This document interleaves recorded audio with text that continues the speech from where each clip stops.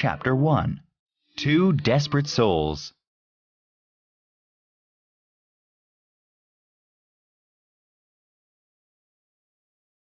One cold evening in October of 1815, a man with a long beard and dirty clothes walked into the French town of Digne. The man was in his 40s and very strong. He carried a bag and a walking staff. The man entered an inn and said to the innkeeper, "I've been traveling for a long time, and I'm very tired. I need a meal and a place to sleep. I have money to pay you." The innkeeper looked closely at the strange man. "I know who you are. You are Jean Valjean. You've just been released from prison. I don't serve people like you. Get out of here immediately." Jean Valjean left peacefully. Outside it was dark, cold, and windy. He was desperate for a place to rest. He lay down on a stone bench in front of a church and tried to sleep.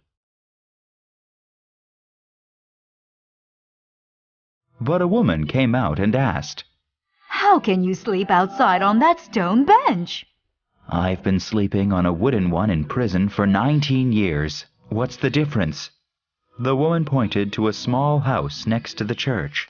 "You could stay there," she said. The Bishop of Digne was a gentle old man who lived with his sister and a servant. He helped anyone who was in need, and he never locked his doors.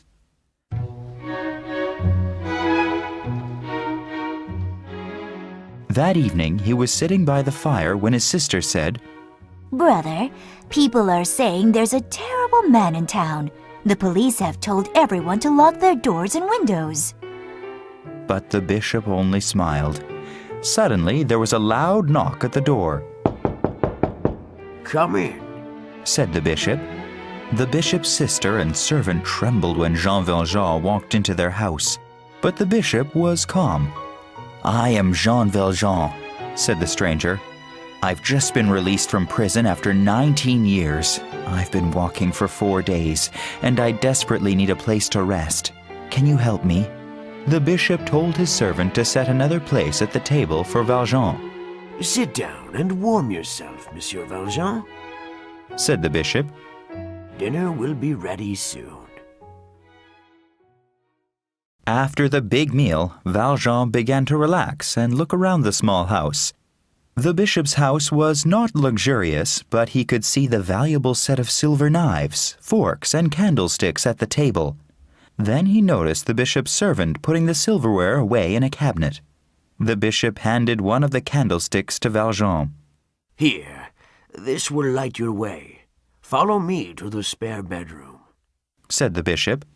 Once they were in the room, the bishop said, "Good night, and don't forget to have a bowl of our fresh cow's milk before you leave tomorrow."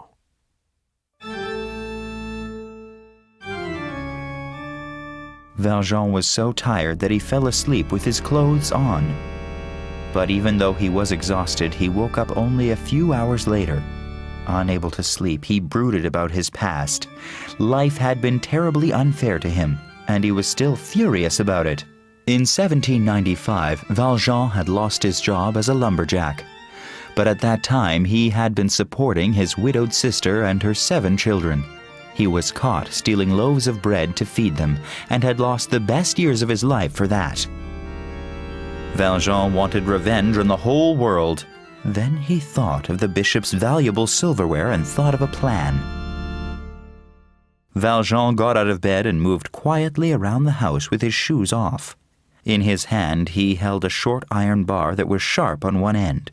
He went into the bishop's room and held the bar over the sleeping man's head. But the bishop's sleeping face looked so peaceful and kind that Valjean could not kill him.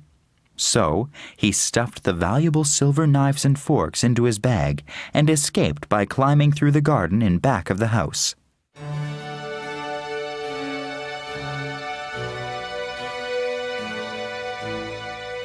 The next morning, the bishop was sadly examining some flowers in the garden that had been damaged during Valjean's escape.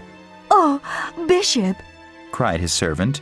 "do you know that your precious silverware has been stolen? That man who stayed here last night must have taken it."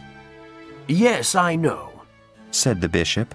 but I think it was wrong of me to keep that expensive silverware for so long.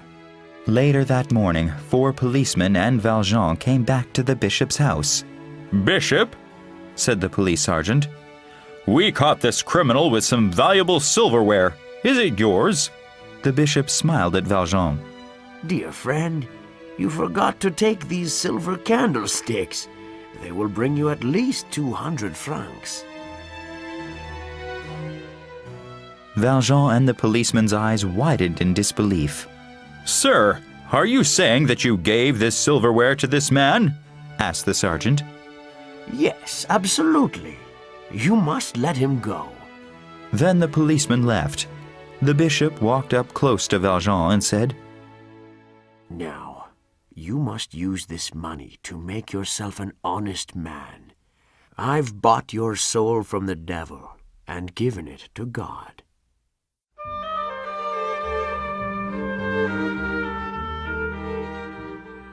Jean Valjean wandered into the countryside feeling confused. When the world had been unfair to him and he had been very angry, things had made sense to him. But now that he had been shown such great kindness, he didn't know what to do. Then, as he crossed a large field, Valjean encountered a 10-year-old boy. The boy was walking, whistling, and happily tossing a silver coin into the air and catching it. Valjean held out his hand and caught the boy's coin. Please, sir, give me my coin back. I'm just a chimney sweep, and it's all the money I have. "Go away," said Valjean. But, monsieur, please! Cried the boy. Valjean raised his stick to strike the boy. The boy became very frightened and ran away. Once the boy was out of sight, Valjean looked at the coin in his hand. He could not believe what he had done. He called for the boy to come back, but the boy was gone. He sat down exhausted on a rock, and for the first time in 19 years, he wept.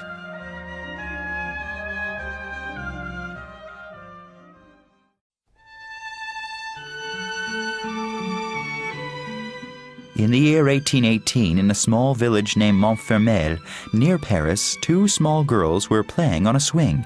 It was a lovely spring evening. Their mother was a plain-looking woman with red hair. She sat nearby watching them from in front of the small inn where they lived.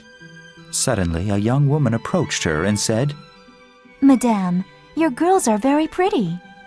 The young woman was holding a sleeping child in her arms, but she looked poor and unhappy. Thank you. Said the girl's mother.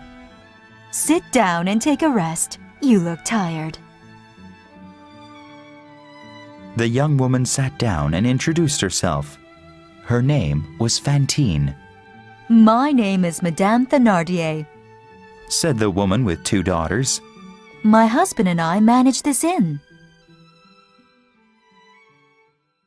Fantine told the woman that she used to work in Paris, but her husband died, and she lost her job. But she was lying. In truth, she had gotten pregnant by a young man who ran away. It was very hard for unmarried women with children at this time. Then Fantine's little girl woke up. Her eyes were big and blue like her mother's. The little girl giggled and jumped off her mother's lap. She ran to play with the 2 girls on the swing. What's your daughter's name? Asked Madame Thénardier. Her name is Cosette. She's nearly 3. The 2 women watched their children playing together. Madame Thénardier laughed. Look at how easily they play. They could be sisters. These words made Fantine do something very strange.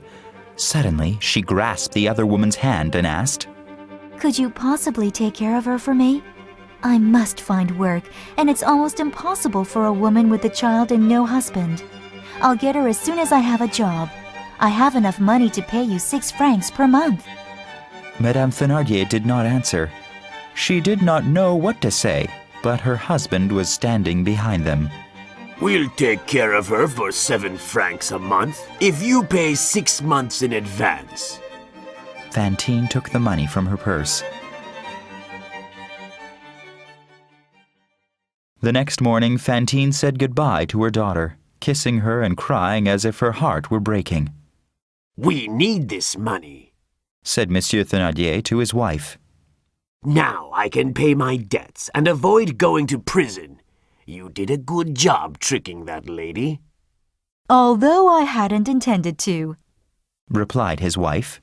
A month later, Monsieur Thénardier needed more money, so he sold Cosette's clothes for 60 francs. They dressed the little girl in rags and made her eat scraps of food under the table with the dog and the cat. In the meantime, Fantine began working at a factory in a city far away. She sent letters and money for her daughter every month. The Thénardiers began to ask for more money, and Fantine gladly paid it.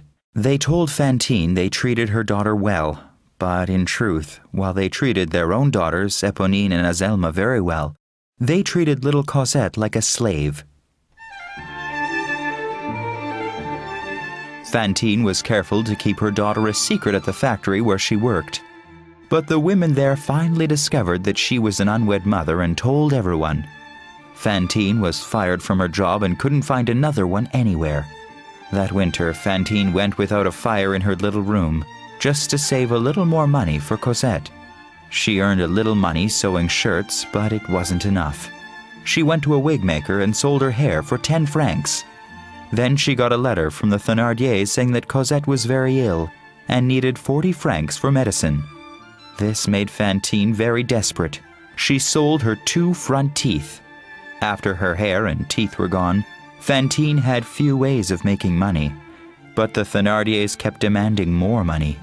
So Fantine began to sell the only thing she had left, her body.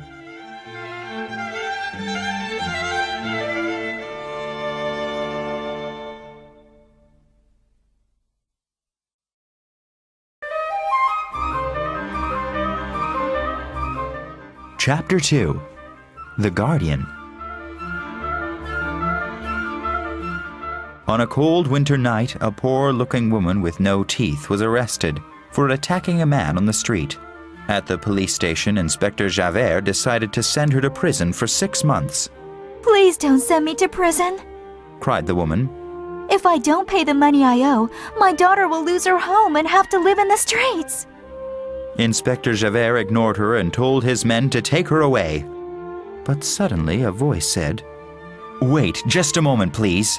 I saw what happened in the street. It was the man's fault, not this woman's." Javert looked up to see Mayor Madeleine, the most important man in town.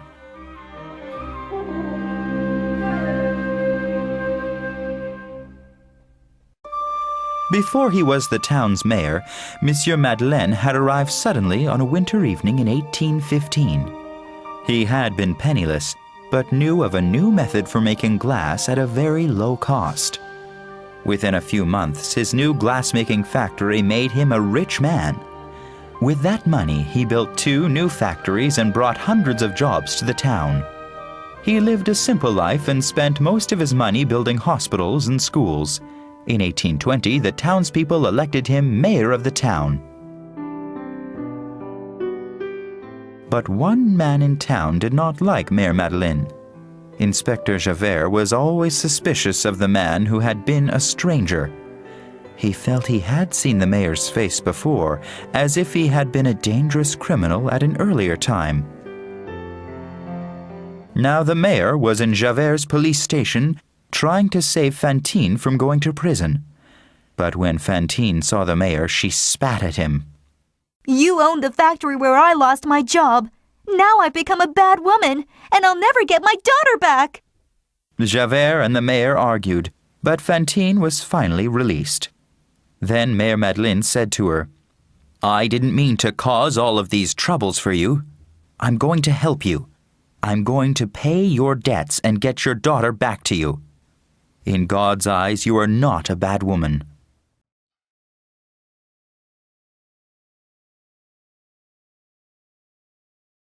Fantine wept at the kindness the mayor was showing her. She knelt down and kissed his hand. The mayor sent the Thénardiers 300 francs and told them to send Cosette to him right away. But Monsieur Thénardier wrote back demanding 500 francs. Mayor Madeleine sent the money, but the Thénardiers still didn't send Cosette. Even though Fantine was close to being happy again, the years of misery and poverty had left her very weak. She became very sick and couldn't get out of bed. Whenever Mère Madeleine visited her, all she asked was, When can I see my Cosette? "Soon," he said, to which she would smile with joy. One morning, Mère Madeleine was preparing to travel to the Thénardiers' town himself and pick Cosette up. But Inspector Javert suddenly came into his office. "I want to apologize for being suspicious of you," said the inspector. "What are you talking about?" asked Mère Madeleine. "For years I've suspected you of being the escaped criminal Jean Valjean. But now the police in another town have caught the real Jean Valjean. The man says his name is Champmathieu, but there are several witnesses who swear he is Jean Valjean. He will face trial tomorrow and go to prison for life. I am sorry for doubting you." The inspector left, and Mère Madeleine cancelled his trip to visit the Thénardiers for the following day. That night he lay awake in bed. Mère Madeleine was in fact Jean Valjean.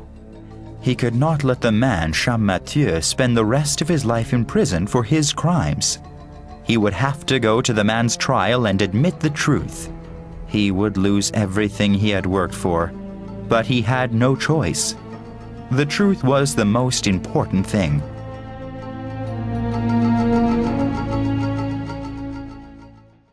The next morning, Mère Madeleine traveled to the town where the trial was taking place. When he arrived, he saw that Champmathieu was a large man-child who was not intelligent enough to defend himself. Just when the judge was about to convict Champmathieu of being Jean Valjean, Mère Madeleine stood up and said, "This man is not Jean Valjean. I am." Gasps were heard around the courtroom. No one believed him at first, but he told them information that only Jean Valjean could have known.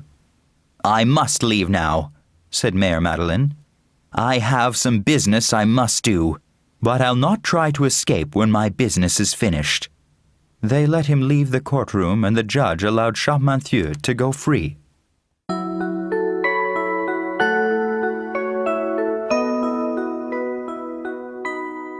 The next day, Mère Madeleine visited Fantine. When she saw him, she asked for Cosette. "Not now. You're too weak to see her. You must get well first," he said. Then Inspector Javert entered the room.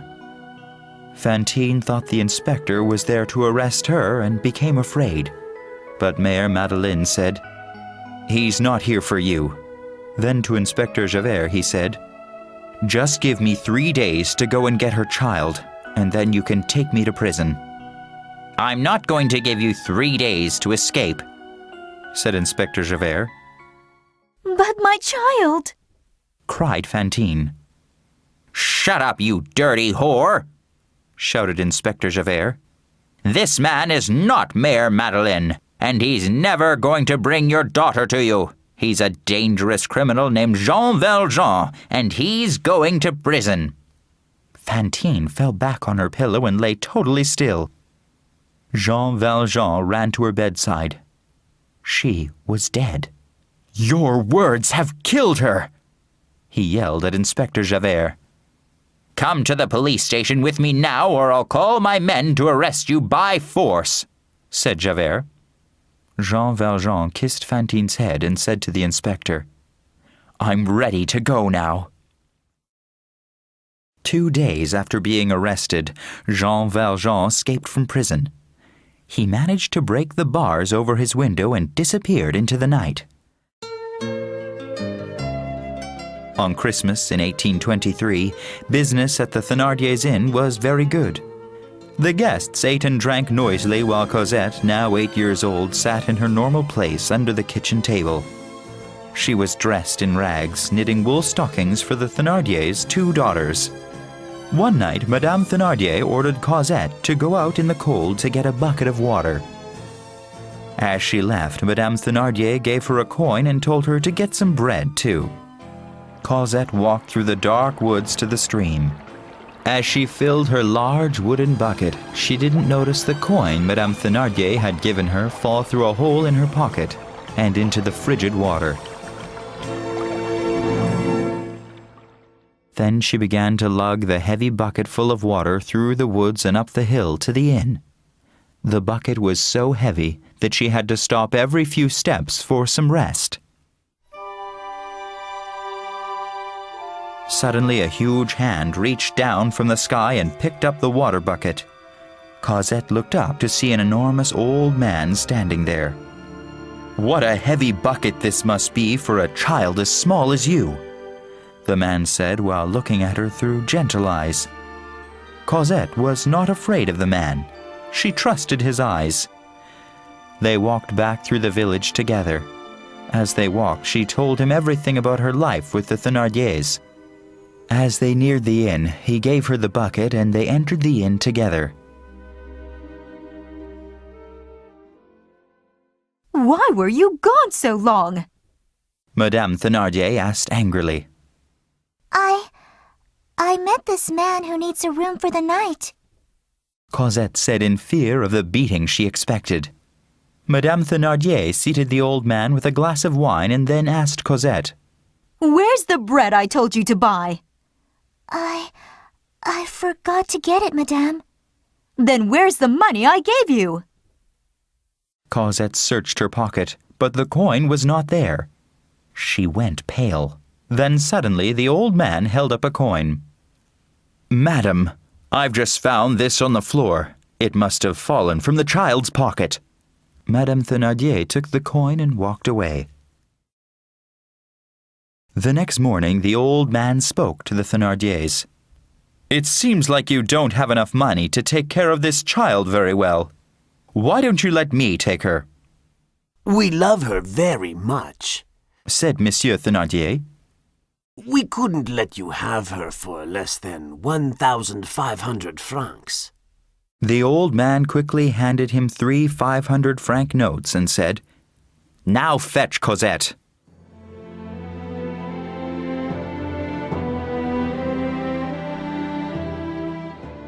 The man gave her some fine new clothes and they left hand in hand for Paris. Cosette didn't know who the man was, but she had a comforting feeling that God was guarding her through this man. The man was Jean Valjean. Jean Valjean took Cosette to a large old building on the outskirts of Paris.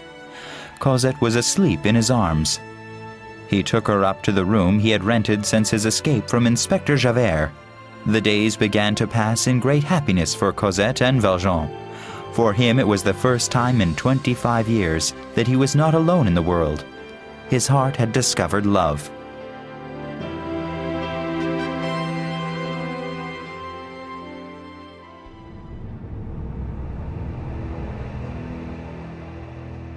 One evening, Valjean heard someone on the stairs outside his room. He ran to the keyhole and saw the back of a familiar coat walking down the stairs. "Javert," he said to himself. The next day he prepared to leave their room for a safer place. That night, as they walked along the narrow streets under the light of the full moon, Valjean realized 4 men were following them at a distance. As he looked back through the moonlight, he could clearly see the face of Inspector Javert. He gripped Cosette's hand tightly and began to weave through the confusing system of alleyways. After walking down a long lane, he came to a dead end. There was a tall building with barred windows and doors on one side, and a high wall on the other. He could climb the wall himself, but how could he bring Cosette?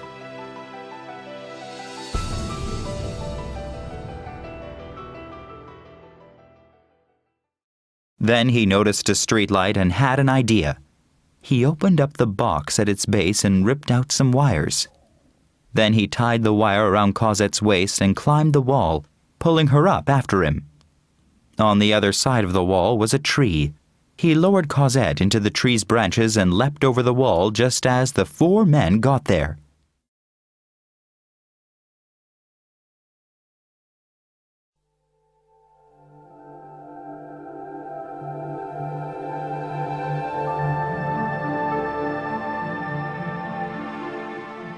Chapter 3. The Parisians.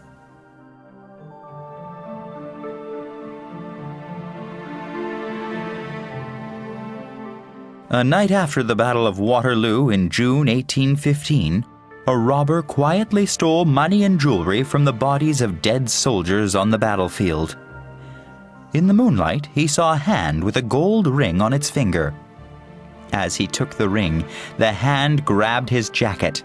He pulled the body from the pile of other dead bodies to find a French officer who was still alive. "Thank you for saving my life. What is your name?" asked the officer. Thénardier. Replied the robber. "I'll never forget your name," said the officer. "And you must remember mine. My name is Pontmercy." Then the robber took the man's watch and wallet and disappeared.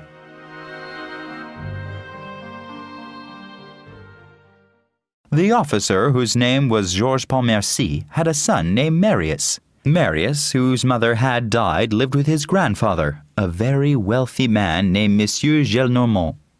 But Monsieur Gillenormand hated his son-in-law Marius's father. After Georges Pontmercy recovered from his injury, Monsieur Gillenormand paid him to stay away from his son. Pontmercy accepted the offer because he wanted his son to have a good life.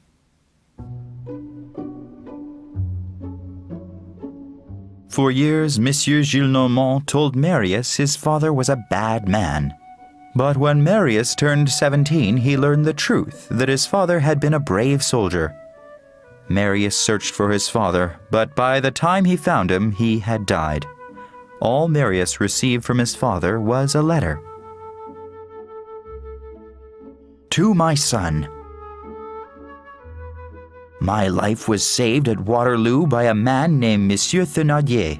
I believe he manages a small inn in the village of Montfermeil near Paris. If you ever find this man, I want you to help him however you can." When Monsieur Gillenormand found out that Marius was visiting his father's grave, they had a big argument. Then Monsieur Gillenormand made Marius leave his house. For the following 3 years, Marius lived in a small room in an old building on the outskirts of Paris. Coincidentally, it was the same room that Valjean and Cosette had lived in 8 years earlier. Marius made little money, but it was enough to survive. His grandfather often tried to send him money, but he refused it.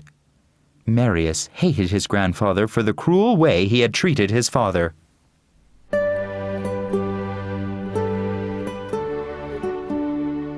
Marius was a handsome young man, but he was very shy. He lived a quiet life of studying, writing, and taking daily walks.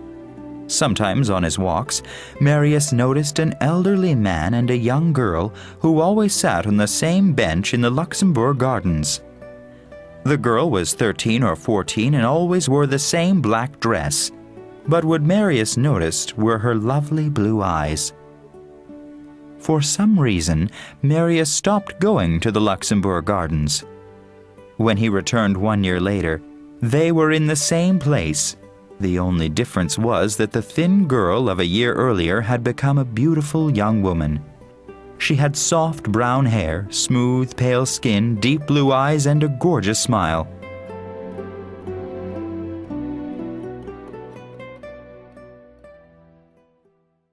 One day as she passed, their eyes met, and he felt that his life would never be the same. He began to watch the old man and the girl every day. He followed them so much that the old man started to become suspicious of him and began coming to the gardens less frequently, sometimes without the girl. When the old man and girl stopped visiting the gardens, Marius became depressed. So he tried to find out where they lived. Finally, he learned they lived in a small house at the end of a street named Rue de l'Equestre.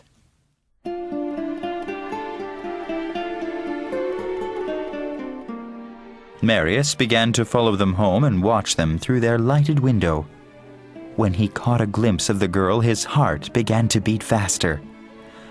On the 8th night of coming to the house, The lights in the windows were out. When he saw this, he knocked on their neighbor's door and asked where they were. "They've moved out," said the neighbor. Then the neighbor slammed the door in Marius's face. Summer and fall passed, and Marius did not see the old man or the young girl whom he had fallen in love with. Depressed, he wandered the streets like a lost puppy. Without the young woman, life seemed meaningless to him.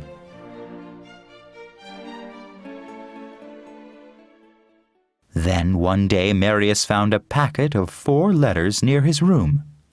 When he read the letters, he saw that they were supposedly written by 4 different people. Yet they were all written by the same hand. They stank of cheap tobacco, and they were all asking for money.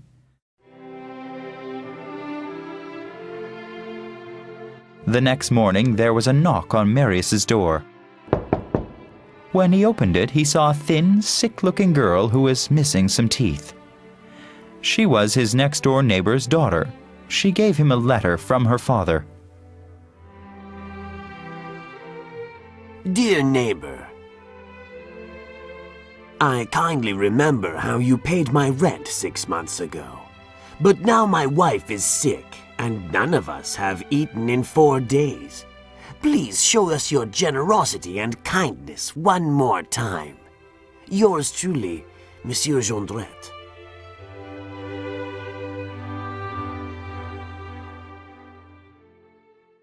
Marius realized that the handwriting and cheap tobacco smell was the same as the letters he had found the night before. All of them were from the poor family in the next room. He had never paid attention to the Jondrettes in the months they had been his neighbors, but now he realized Monsieur Jondrette's business was writing dishonest letters that asked for money from people who he thought were wealthier than him. While Marius was reading the letter, the girl watched him. Then she moved closer to him and put her cold hand on his shoulder. You know, Monsieur Marius, you're a very handsome boy. You never notice me, but I see you looking lonely all the time.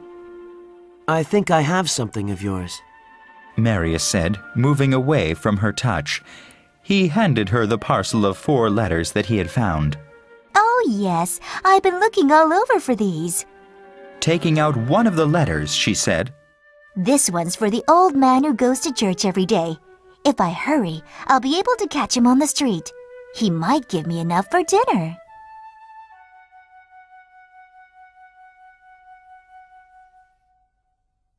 Marius took a coin from his pocket and handed it to the girl. Aha! She cried. That's enough money to eat for 2 days. You're an angel, Monsieur Marius. Then she laughed, grabbed a piece of dried bread from Marius's table, and left. Marius realized that although he lived on little money, he had not known what it meant to be poor until he had become acquainted with this miserable family in the next room. As he was thinking about this desperate family, he noticed a small triangular hole in the corner of the wall that separated his room from theirs. He decided to observe them. Marius stood on a cupboard and put his eye to the hole. The Jondrette's room was filthy and foul-smelling, unlike Marius's bare, clean dwelling. The only furniture was a broken table, a chair, and 2 dirty beds. There were a few cracked plates on the table. There an old man sat smoking a pipe and writing a letter. A large woman with graying hair that was once red sat next to the fireplace, and a thin, sickly-looking girl sat on one of the beds. Marius was depressed by what he saw.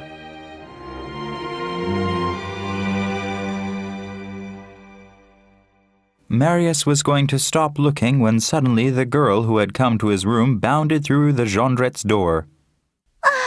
He's coming! She cried happily. Who's coming? Asked the father. The old man who goes to church with his daughter every day. I saw them on the street and he's coming. I ran ahead to tell you. They'll be here in 2 minutes. Good girl. Said Monsieur Jondrette.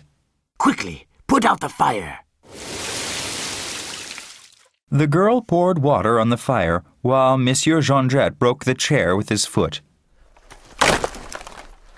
He told his younger daughter to break the window. The girl put her fist through the glass and cut her arm very badly. She ran to the bed covered in blood. Great. The more miserable we look, the more money the kind gentleman will give us. Then there came a knock at the door. Monsieur Jondrette opened the door, bowing almost to the floor. The old man and the young girl entered the room. Marius was in shock. It was the old man from the park. It was the young girl he had fallen in love with.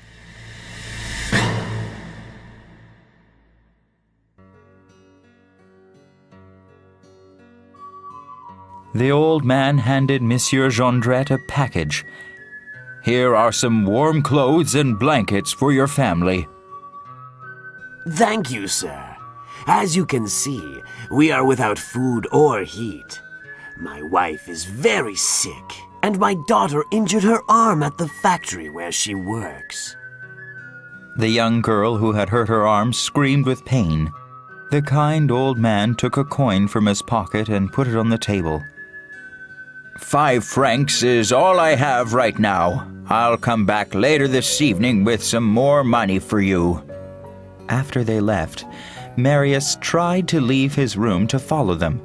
He had to know where the beautiful young girl lived, but the Jondrette girl was back at his door.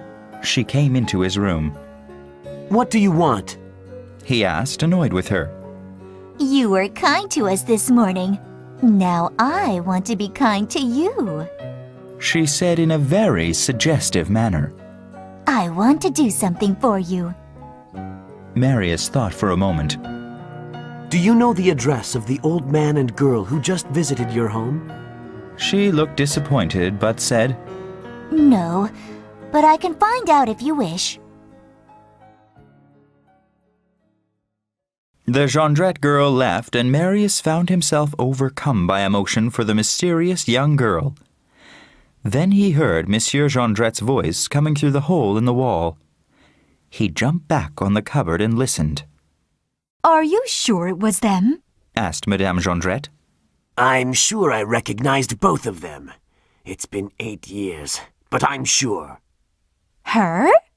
Said Madame Jondrette. Her voice was filled with hatred. You must be wrong. That child was ugly, but this girl is nice looking. I'm telling you, she's the same one. Said Monsieur Jondrette. And they're going to bring us lots of money again. When that old man comes back at 6 o'clock, I'll have a gang of friends here to make sure he gives us all of his money. Or he won't leave this room walking on 2 legs. Then Monsieur Jondrette let out an ugly laugh.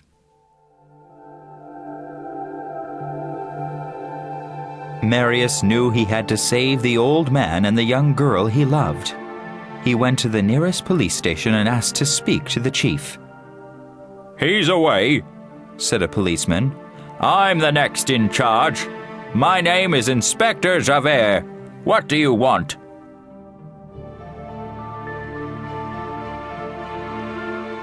Marius told the inspector about Jondrette's diabolical plan.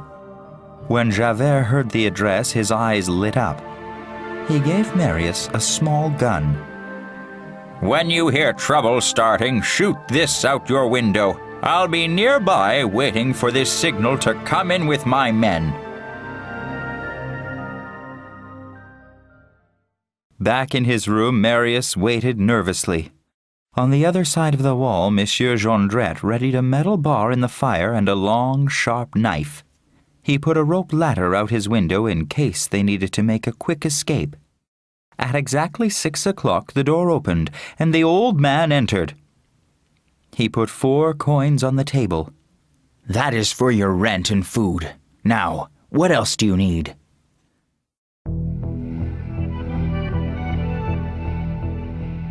After a few minutes of small talk, Monsieur Jondrette called in his friends. 3 men armed with metal poles rushed into the room. The old man picked up the broken chair, ready to fight. Marius prepared to fire his pistol. Don't you recognize me? Monsieur Jondrette asked the old man. No, the old man replied. My real name isn't Jondrette. It's Thénardier. Now, do you know me? The old man trembled. Upon hearing the name Thénardier, Marius almost fell from the cupboard he was standing on. It was the name of the man who had saved his father's life. Suddenly, he could not fire the gun to call the detectives as he had planned. 8 years ago, you took Cosette away from us. She was bringing us lots of money. You're the cause of all our problems. You're just a dirty criminal, said the old man. You think I'm a criminal? I saved an officer's life at the Battle of Waterloo. I'm going to teach you a lesson. The old man tried to jump out the window, but the 3 men held him down. Marius did not know what to do. Thénardier pulled out his long knife. He was preparing to kill the old man. But suddenly the door burst open and Inspector Javert appeared with 15 policemen.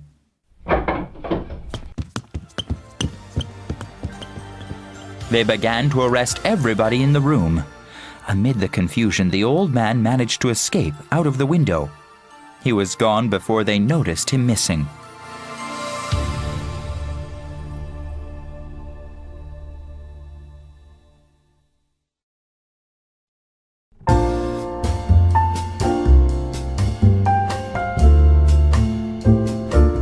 Chapter 4.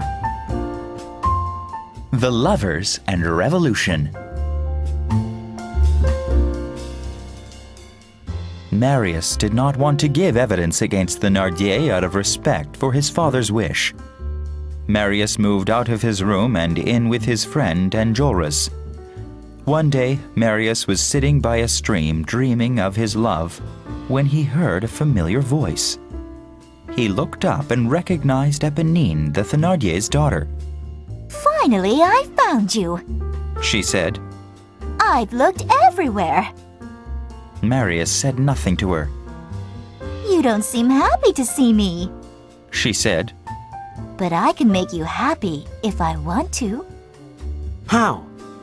I've got the address you wanted. His heart skipped a bit. He jumped up and grabbed her hand. Let's go at once. He cried. And promise you'll never tell your father the address. That night Cosette was alone in the house Jean Valjean had bought a year before. It was a small house on a back street with a tiny wild garden.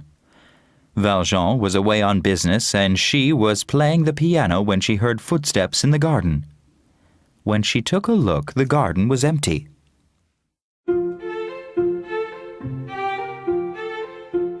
The following morning, Cosette found a stone lying on a nearby bench. When she picked it up, she could see an envelope that contained a small notebook filled with love poems. She read them over and enjoyed everything about the poems. She remembered the handsome young man who was always looking at her in the Luxembourg Gardens, and she knew that these poems were from him. That night, Cosette put on her best dress and made her hair look beautiful. Then she went into the garden and waited. Suddenly she felt she was being watched. It was he. His body was thinner and his skin was paler than she remembered, but it was he. Forgive me for following you for so long, but ever since that day you looked at me in the gardens, I've been lost without you, said the young man. Cosette was so overcome by his words that she swooned and fell backward. He caught her and held her tightly in his arms. Do you love me too? He asked her. Of course I do. She said. You know I do. Then they kissed and sat beneath the blanket of stars overhead. During the month of May, 1832, Cosette and Marius met every day in the garden of that hidden little house. All day they would hold hands and stare into each other's eyes.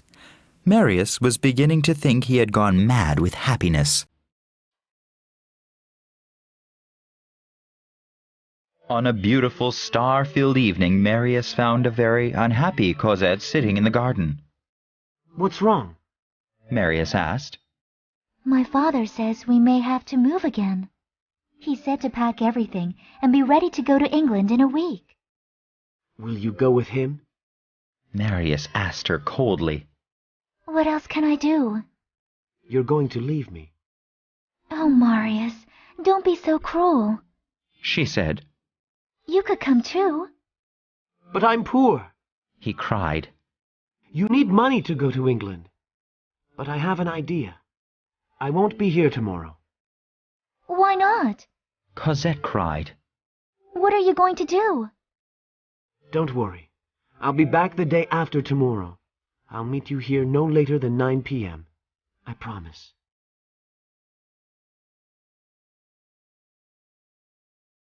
Marius's grandfather, Monsieur Gillenormand, was now 90 years old. He was very unhappy that he had not seen his grandson for years. He was too proud to admit he was wrong, but he secretly hoped his beloved grandson would return one day.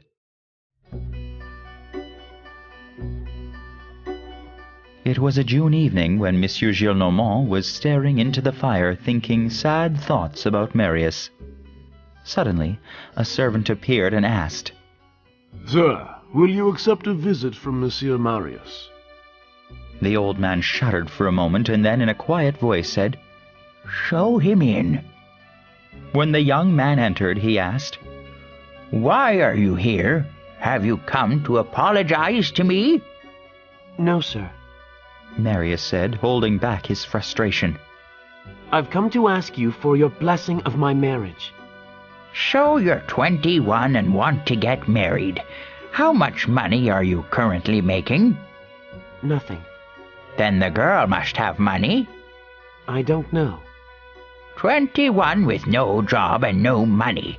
Your wife will have to count her change carefully when she goes to the market. Please, grandfather. I love her so much. I beg you to bless us. The old man gave a disgusted laugh. Ha! Never!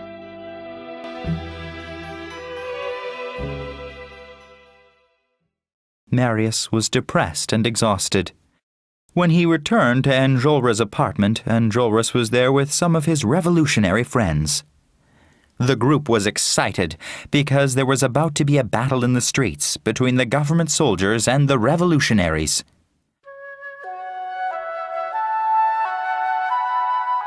After they left, Marius took out the gun Inspector Javert had given him in February. He put it in his pocket and wandered around the streets. At 9 o'clock, he climbed into her garden, but she was not there as she had promised. There were no lights on in the house and the windows were closed. Marius was so upset that he beat his fists on the wall. When he had no more energy left, he sat down. She was gone, he told himself. There was nothing left for him to do but die. Then he heard a voice calling his name from the street. Monsieur Marius! What is it? He replied. Monsieur Marius, your friends are waiting for you at the barricade in the Rue de Chanvrerie. They'll be fighting the soldiers soon. When Marius looked over the wall, he saw the figure of the Thénardier's daughter Éponine running off into the shadows. The spring of 1832 found Paris in a state of revolution. When the despotic Charles X was overthrown by a peaceful revolution in 1830, King Louis-Philippe assumed the throne. The new leader failed to understand the needs and power of the poor and the concept of free speech. He often sent soldiers to attack citizens who were protesting in public. The mood of the workers and the poor was inflamed. When General Lamarque died, their dissatisfaction erupted. General Lamarque had been popular with the French people because he was a staunch supporter of democracy and Napoleon. The funeral began quietly, but when the large crowd of protesters tried to take the coffin away from the soldiers, shots were fired, and people began to die. Paris was gripped in a state of war.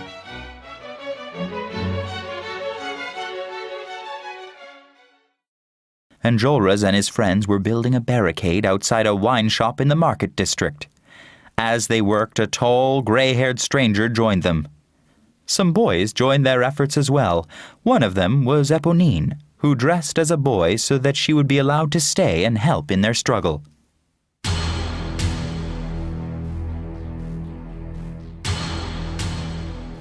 When they had finished building the barricade, Enjolras and his men took a rest. There were 50 of them preparing to fight against 60,000 soldiers. The odds were against them, and they knew it. As they sat drinking their wine, Enjolras began to suspect the tall, gray-haired stranger of being a spy. You're a police officer sent here to spy on us. Admit it. Said Enjolras. The man tried to deny it, but eventually he admitted the truth. He was a police spy. My name is Javert, said the man. Enjolras took him prisoner and tied him to a post. Then he told him, We are going to shoot you 2 minutes before the barricade falls. As Marius neared the barricade, the soldiers attacked. Bullets whizzed everywhere. Marius saw Enjolras being attacked by a soldier. He pulled the gun from his pocket and killed the soldier. But while he was saving Enjolras, he did not see another soldier aiming a gun at him. The soldier fired, and at that moment, a boy jumped in front of the gun to save Marius. All around were the dead bodies of rebels and soldiers.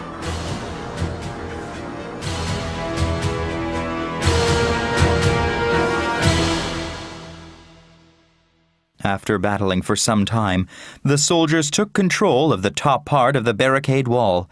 Then everyone heard a voice say, Get back, or I'll blow up this barrel of gunpowder and we'll all die. It was Marius. He lowered his torch to the barrel, and all the soldiers retreated. Enjolras was overjoyed to see Marius, and they embraced. Then Marius heard a weak voice call his name. He looked down and saw Eponine, dressed in the clothing of a boy and covered in blood. Don't worry, he said to her. We'll get a doctor to help you. No, it's too late. She said as the blood flowed from her like red wine. She put her head on his knee and asked him to kiss her forehead after she died. Marius said he would. Then she said, I can't lie to you. I have a letter in my pocket that Cosette asked me to give you. I was going to keep it since I am so jealous of her. I am in love with you. Then she died, and Marius kissed her forehead.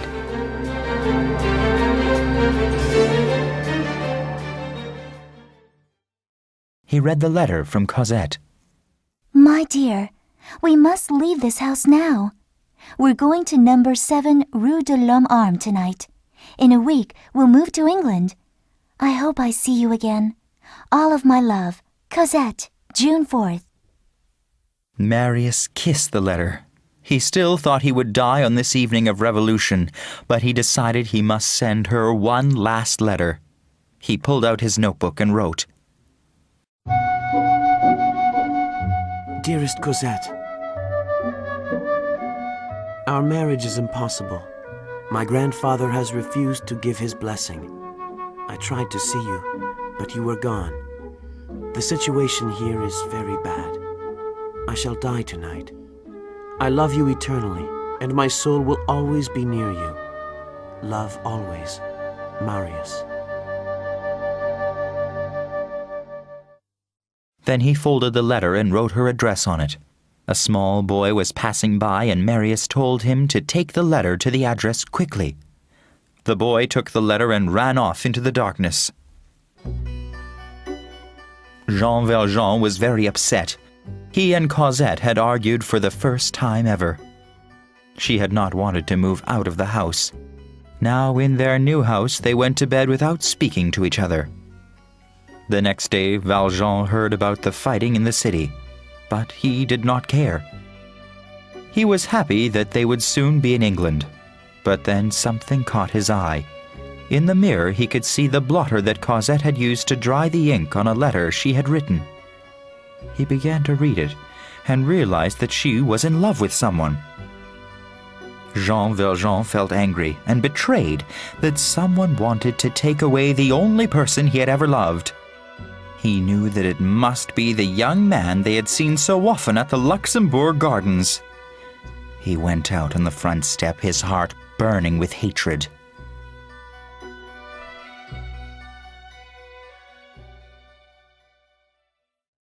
Valjean was wondering how he could take revenge on this man when a small boy approached with a letter for Cosette. He took the letter and read it. The words, "I shall die tonight," made him happy. The man's death would solve his problem. Perhaps the man was already dead. Then Valjean realized that he would have to try to save this man for Cosette's happiness, even though he hated this man more than anyone in the world. 30 minutes later, Valjean put on his old National Guard uniform, stuffed a loaded gun in his pocket, and left for the market district of Paris.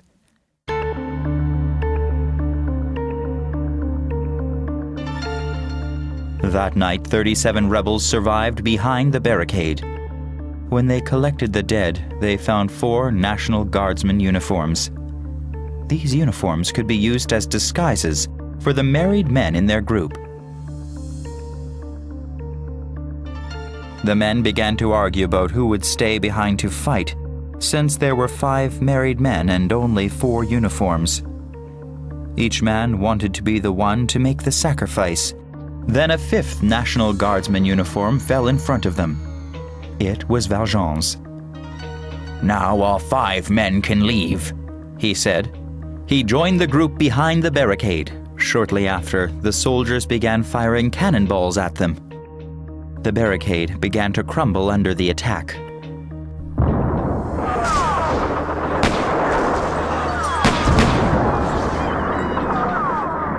As the fighting began, Valjean asked Enjolras if he could be the one to execute Inspector Javert.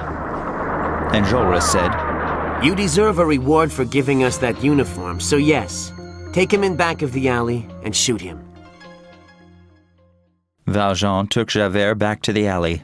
On a nearby pile of corpses was the dead body of Eponine. "I think I know that girl," Javert said, sadly resigned to his fate. "Now take your revenge."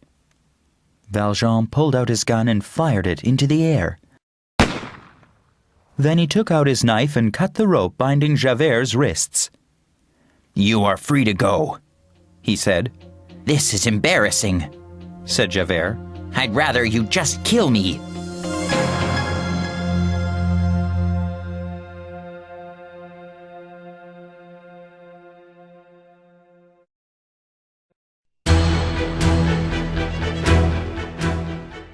Chapter 5. Redemption.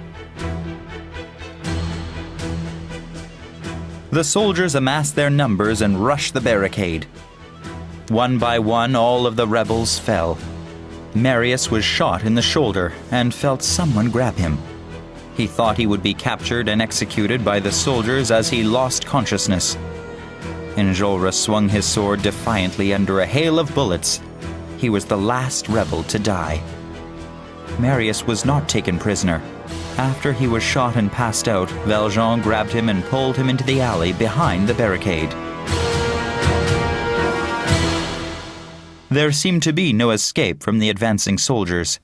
Valjean looked all around, then he saw the answer. There on the street was a hole covered by an iron grill. Valjean lifted the grill, hoisted Marius onto his shoulders, and climbed down into the sewers of Paris. Down there it was slippery and dark. Valjean struggled to carry Marius as he trudged through the river of flowing sewage into the blackness before him.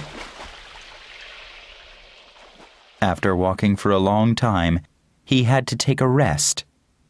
He stopped to bandage Marius's bleeding wounds. In the young man's pocket, he found a note. I am Marius Pontmercy. My body should be taken to my grandfather, Monsieur Gillenormand's house, at 6 Rue des Filles del Cavet in the Marais.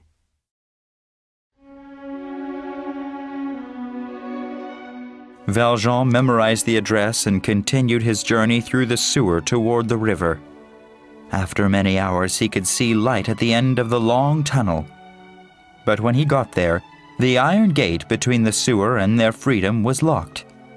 Valjean let out a cry of despair. There was no way out. Then he felt a hand on his shoulder. It was Monsieur Thénardier. He had escaped from prison into the sewers. He showed Valjean a key to the locked iron gate he had stolen. I see you've killed this man. Said Thénardier. I'll let you through this gate if you give me half of what you stole from his pockets. Valjean said nothing. He reached in his pocket and gave Thénardier 30 francs. You killed a man for this little money? What a waste, said Thénardier as he unlocked the gate, and then he scurried off into the sewers like a rat. Valjean climbed up the riverbank to the world above. There he stopped to splash some water on Marius's face, but standing there was another man. It was Javert. The inspector had been chasing Thénardier after he had escaped from prison. Please, help me take this man home. He's badly injured, said Valjean. Javert looked unhappy but agreed to help him. They put Marius in a carriage and told the driver the address. At the gate of Monsieur Gillenormand's house, Valjean told Javert he could arrest him after he took the boy inside. But when Valjean returned to the waiting carriage, Inspector Javert was gone. When Monsieur Gillenormand saw Marius's lifeless body, he cried, He's dead, the fool! He did this to punish me! Then a doctor examined Marius. He might live, the doctor said. The wound to his body is not serious, but there are some deep cuts on his head. Ah, my grandson! Monsieur Gillenormand cried with joy. You're alive after all! The next morning, Javert's body was found in the river. He was an unhappy man who was unable to understand the kindness and generosity of Valjean. He had committed suicide.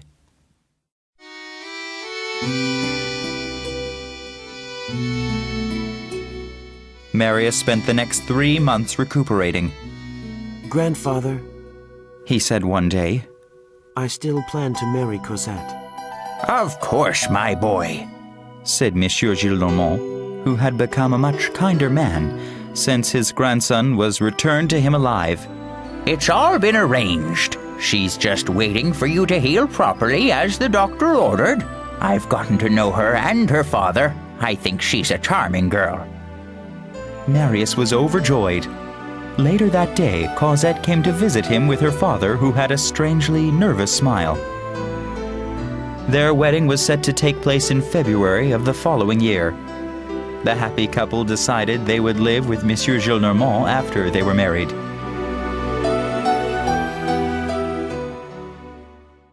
For Marius, there were only 2 important things to do besides preparing to be married. He wanted to find Thénardier, even though he knew the man was a terrible thief. He desperately wanted to respect his father's last wish. Secondly, he wanted to find whomever it was who saved his life on the night he was shot. He often spoke of this to Cosette and Valjean, but Valjean was always silent.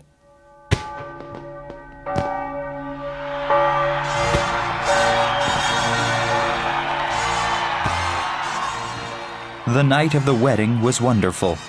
The only thing that made Cosette unhappy was that Valjean had said he felt ill and had gone home before the feast.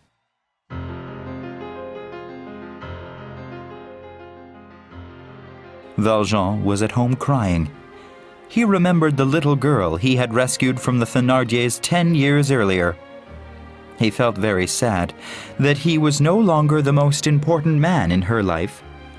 And he remembered that he was Jean Valjean, a criminal who had spent 19 years in prison and who had stolen the silverware from the kind bishop's house. Not even Cosette knew the truth about him. If she and Marius knew, he would lose their love and respect. But if he didn't tell the truth, he felt he would lose his own soul. The next day, Valjean went to talk to Marius. He told the young man everything about his past life. You must promise not to tell her, said Valjean. I won't tell her, said Marius. but you shouldn't spend very much time around her anymore. Oh, but you must let me see her sometimes, begged Valjean. Without her, I'd have nothing to live for. You may visit her for a short time in the evenings, said Marius. In the evenings, Valjean would come to visit Cosette in a small room with 2 chairs and a fire. She begged him to come and live with them, but he always declined. He would not even let her call him father anymore. You have a husband now. You don't need a father. But as she now called him Monsieur Jean, he gradually became a different person to her. She began to accept his visits less and less. After some time, they stopped visiting altogether. Marius felt it was good to get Valjean out of Cosette's life. In his private research on Valjean, he knew that Valjean's fortune came from a wealthy Mère Madeleine who had disappeared. After learning this fact, he would not let Cosette use any of the money Valjean had given her. Then one evening a servant brought Marius a letter and said the writer was waiting in the hall. The letter smelled of cheap tobacco and had some familiar handwriting. When he met the visitor, he was shocked to find Monsieur Thénardier. The terrible man was there to ask for money. I have some interesting information to tell you about your wife's father, said Monsieur Thénardier. I already know about him, said Marius. But the man who you think is your wife's guardian is actually a murderer and a thief named Jean Valjean. I know. Said Marius. I'm aware that he robbed a wealthy factory owner named Mère Madeleine, and that he executed Inspector Javert. That is incorrect, said Thénardier. He didn't rob Mère Madeleine. He was Mère Madeleine. And he didn't kill Inspector Javert. Javert killed himself. Thénardier showed Marius a newspaper clipping he had about the inspector's suicide. But he did kill a young man whose body I saw him carrying through the sewer. I even have a piece of the young man's coat as proof. Then Thénardier showed Marius the bloody scrap coat. Marius recognized it as his own. That young man was me, cried Marius. He suddenly realized that Valjean was the man who had saved his life.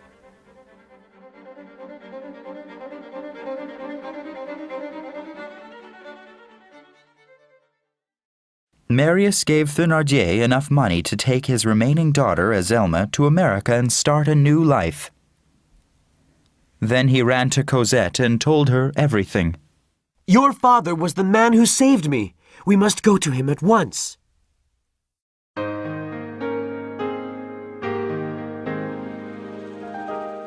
When they knocked at Jean Valjean's door, they heard a weak voice say, Come in. Father! cried Cosette, who ran to the old man who slumped in a chair. So you've decided to forgive me, said Valjean. Marius cried tears of guilt and shame. Oh, I am so ashamed. Valjean, why didn't you tell me that I owed you my life? I didn't want you to be obliged to a worthless criminal, said Valjean. You're going to come and live with us, said Marius. This time you can't refuse, said Cosette. But when she took his hands in hers, they were very cold. Oh, are you ill, Father?